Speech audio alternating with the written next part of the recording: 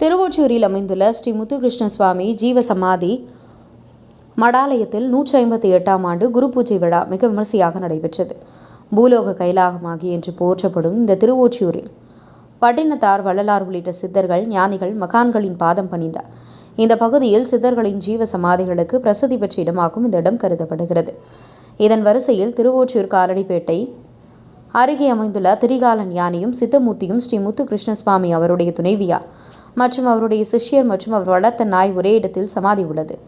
இன்று முத்துகிருஷ்ண சுவாமி ஜீவ சமாதி ஆலயத்தில் 158ஆம் ஆண்டு குரு பூஜையை முன்னிட்டு சிறப்பு அபிஷேகம் மற்றும் வண்ண வண்ண பூக்களில் மலர் அலங்காரம், பின்னர் மகா தீபாராதனை செய்யப்பட்டது.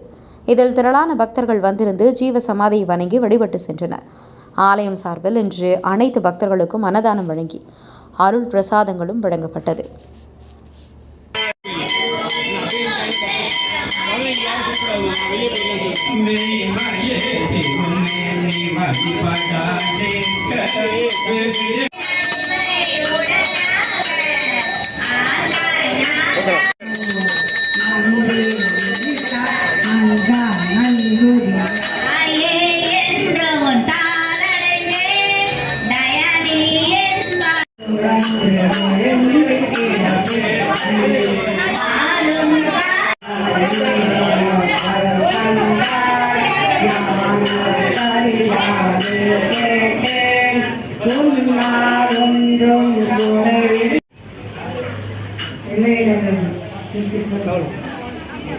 Minna